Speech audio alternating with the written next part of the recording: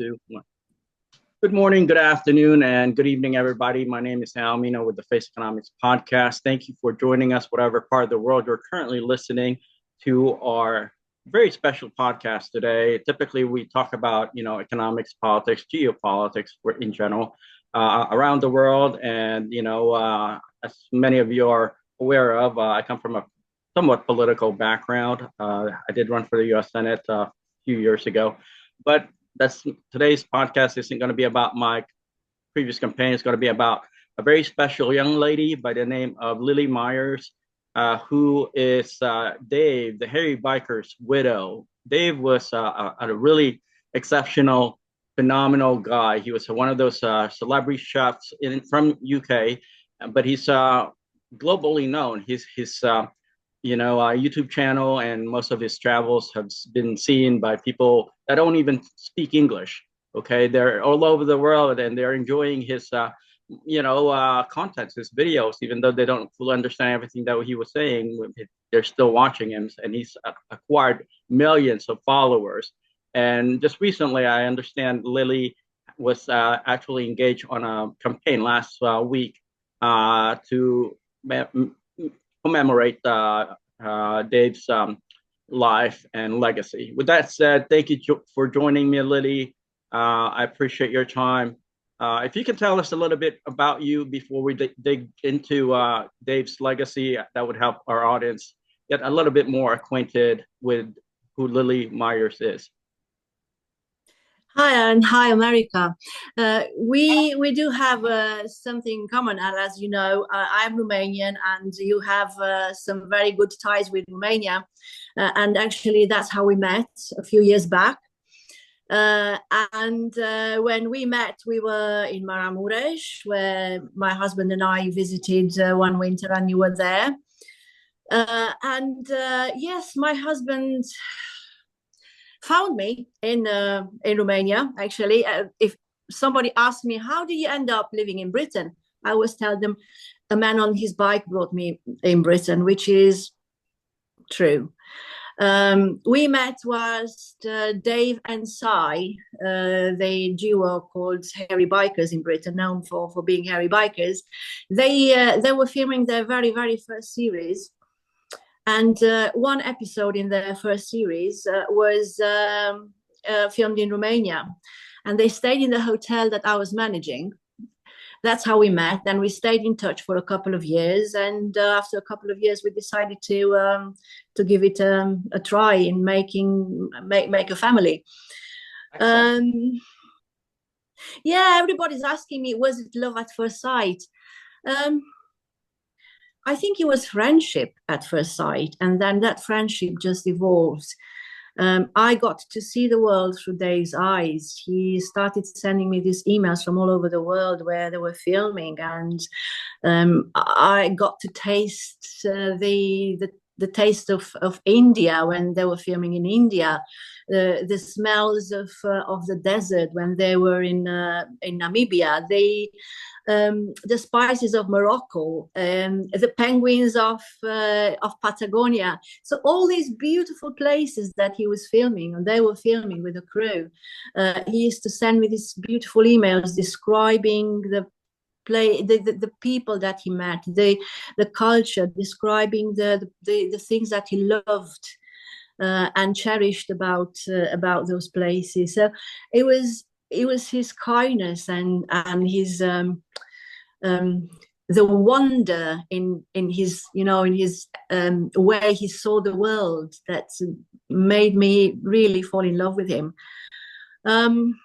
I moved in Britain in 2007 with two children, 11 and 17. Changed everything, changed language, changed country, changed connections, changed everything in my life for this man. And by God, he didn't disappoint.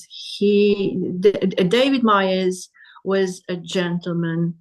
He was larger than life, a man who loved life truly and deeply. And he taught me to do the same. I grew up with communism and lack of a lot of things.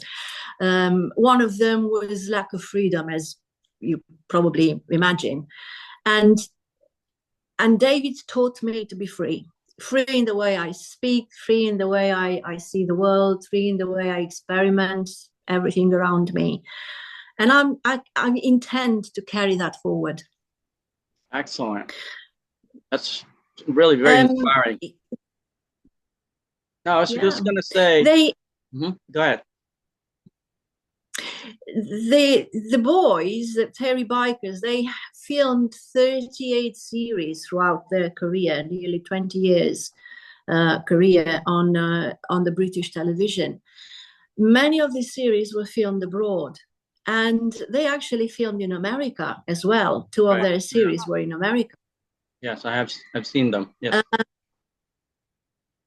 And at some point, that was probably 2011, they had a counterpart in America. There were two American hairy bikers. There was a series commissioned, and I remember watching that on TV. It was quite funny.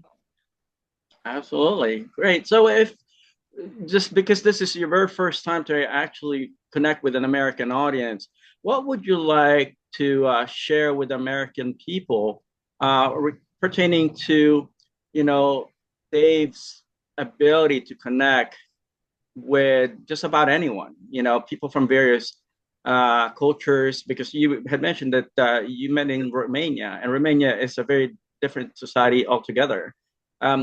How was he as a diplomat?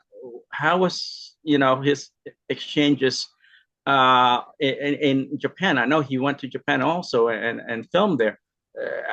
Where does he get that intercultural, acumen, in your opinion? I think it was the curiosity about the culture, curiosity about food. Food is one element that's common everywhere. So families and communities are congregated around food. It's a big part of a community. So they started with that, with being curious about food, and then it all went around culture, about traditions, about the way of life, about how people lived, about how they worked, about how they earned their money, how they earned their food. Many aspects of the social life they described in their series. But it was done with it was done with kindness. It was done with respect towards the places that they visited and the people that they spoke with. I remember them going into the desert in the Namibia desert and having to deal with tribes and cook for them. Right. And it was magical to see the way that kids in those communities their eyes were lit up when these two big hairy men were cooking for them and being kind to them. Absolutely. Now I'm curious about your current book project. Can you share with us, where did it all evolve from? What made you want to share your stories with Dave to global audience? Can you give us a little bit of insight on what motivated your book campaign? After I lost Dave, so they passed of cancer. He battled cancer for a couple of years, and he passed last year in February. And after he passed away, there were thousands and thousands of messages sent to me, people trying to pay a tribute somehow, because this duo, Simon and Dave, they've been part of people's lives for 20 years, part of their living rooms, on the TVs all the time. Even now, if I turn on the TV, they are still on one channel or another. So I got all these mountains of messages from everybody in support. So I felt that I wasn't grieving just on my own. I was grieving with a nation. It was something that helped me tremendously through my journey of grief and losing my husband. And it all started from there. It was something that people needed. They wanted to relate to him in a way or another. Many people send me their messages and their stories connected to health, or their stories about food, about how having this duo on the screen influenced their way of eating or the way that they saw the world. And it just started and grew. The idea grew. So what happened was, in June last year, we organized a tribute. Everybody wanted it, so we organized a tribute for Dave. 46,136 motorbikes turned up. Wow. And we did not expect it. It was just something spontaneous and magical that was happening. So we started North London, the trip in North London, on a Saturday morning at 8 o'clock. And we said, well, we are here. If somebody wants to join us, please come and join us. And then we took the whole convoy up on the motorways towards the north, where Dave was born. And yeah, it was 46,000 motorbikes. Imagine 46,000 people. That is so that wanted awesome. to be part of it. Yeah. Right. It was magical. And all the stories that came afterwards and everything, it just, people were craving to know a little bit more, to read a little bit more. And that's how it started, the idea of writing the book. It started, and I didn't want to let time pass so that my memories about him altered in time. I just wanted fresh memories. I wanted to tell people exactly what how wonderful he was, and how I was influenced by him, by meeting him, by what he's taught me. So I wanted to take that with fresh eyes and give that to the public. Of course, in this process of writing the book, I rediscovered Dave again and again and again and again and again and again. Sure. Because going back to memories, going back to pictures, and going back to documents, I just discovered little bits that I hadn't known about him. My husband, before becoming a celebrity on the camera, he used to be a makeup artist, so he worked 23 years behind the camera, and that was a life that I didn't know anything about. So I had all these boxes of pictures and studies of him doing makeup on people, and he was an expert in prosthetics, and the amount of pictures of, you know, the autopsies and stuff like that he used to do. I had no idea about this. So amazing. I rediscovered my husband by doing this. Right. And it was something really beautiful. And the book was commissioned. So I started writing. It was more like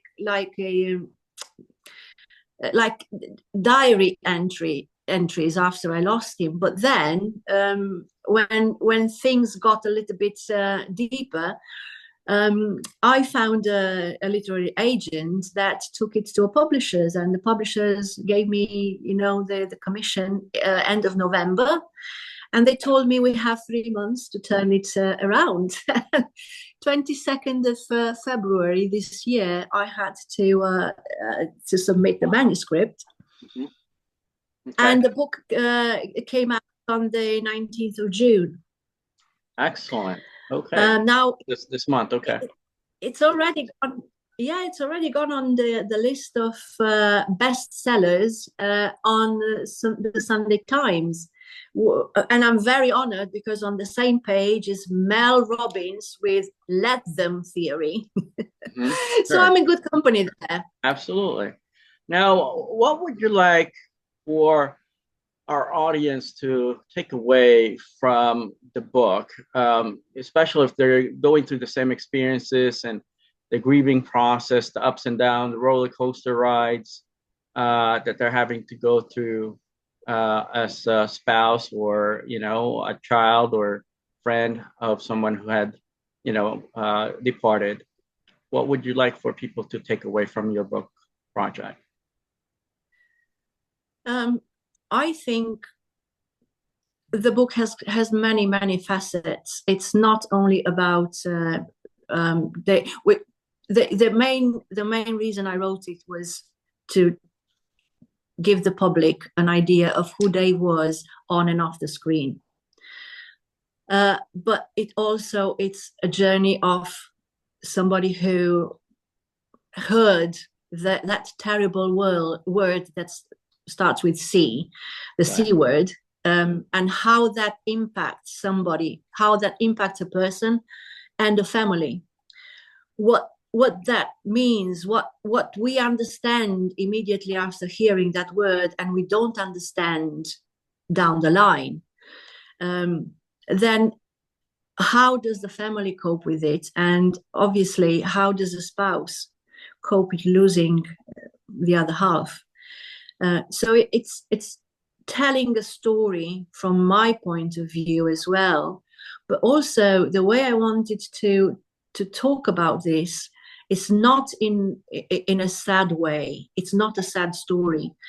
I wanted to portray this story in an uplifting way. He was always a positive person. He was David had a really hard time in his life. When he was 8 years old, his mom got diagnosed with MS, and he was her carer. Right. And he started losing his hair, so he was bald. Age of 8, 9 years old, and that for a child in the 60s was really bad. Was really hard thing to have. Then later in life, a lot of other things happened to him. One of them being he'd lost his fiancée to cancer. So he absolutely understood what I was going through, because he had been through the same thing. Right. So yeah, it's his story, his sad story, but I didn't want it to be a sad story.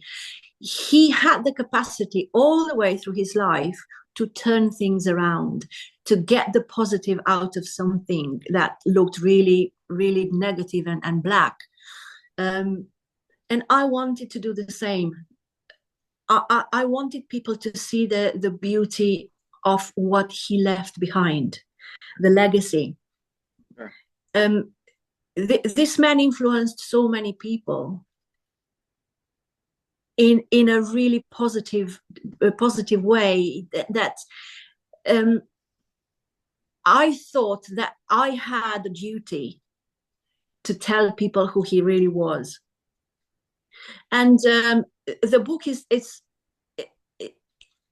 that, trying to give the sense of, yeah, we lose in life, we lose, but life is worth living when we have it. I am going to live my life for him as well. Obviously, he's not here in the physical form anymore, but he's with me in spirit, and I'm going to carry him with me everywhere I go and live life, the life that he couldn't. We had so many plans together. We wanted to travel the world. We wanted to build a lot of things, and my duty is now to do that for him. Sure. Wonderful. Now, Liam, before I let you go, thank you so much again for accommodating our request to do this podcast with you. How can our viewers and listeners find your book? Are they going to be able to order your book from UK or through Amazon? How can they order your book if they would like to get access to it? The book is in hard format, so they can physically buy the book on Amazon, but also there's Okay. Kindle edition and audio. And on the audio, that's a special thing, because the foreword was written by Simon, by his partner on the TV, and it's also read by Simon. And Oh, okay. yes, and then Excellent. I read the book, so um, it's a very, very emotional thing that we had to do. Obviously, for British public, my English is not my first language, and my accent is a little bit different, and I think that people like that. But being an emotional moment for me, I don't know if I can listen to the book. Right. I don't Well, know. it makes, perfect sense. It's so close to your heart, and you're tied to a lot of this, life experiences that you've shared with Dave in a very more, direct and intimate way. And I think that could be hard for someone like you to have to listen to. But you are definitely a very inspirational lady. You're a brave woman. I'm honored to call you my friend and have met you when we were both in Sigat Marmatse. And we're here to support you. Feel free to reach out if we can be of service. And as I mentioned off when we were off the air, that I'm pretty sure that Dave is extremely proud of his young lady here, continuing on his legacy and sharing his story with the world, essentially. So, with this said, thank you so much, Thank you. Lillian. Is there anything else that you'd like to share before we leave? Thank you very much. Thank you for giving me this opportunity. It's really, it's a beautiful thing. And um, you know, I have a voice. When Dave was alive, I was very much behind the scenes, and I was the one who was helping with paperwork and everything behind, and just supported him. When he passed, all of a sudden, I found myself in front of the cameras and with a microphone in front of me, and I realized I do have a voice now. Many people who are going through grieving, they don't have that voice, and they don't know how to express it, and they don't know how to accept help or give help. Now, I am here to tell people that when you're in that situation, when you lose somebody, there is help. The community around you is there to help. Accept that. Um, Even if it's just walking your dog, or buying a pint of milk, or picking the kids up from school, there is help there. And when you're going through grief, many times you don't think of the tiny little details that people can help you with. Accept that, because that's massive. I had a really, really good circle of friends around me that or make things so much easier. Um, but yes, I am talking about all these things, and I'm trying to encourage people and tell them that there is a way through. It doesn't mean that it's easy. It's not easy, and it's not linear at all. Grief goes like waves, and not 5 stages of grief like it's described in Elizabeth Kubler-Ross book. It's a lot more complicated than just going through 5 stages. You're going through so many stages on so many levels. One level being having to deal with the paperwork after somebody dies.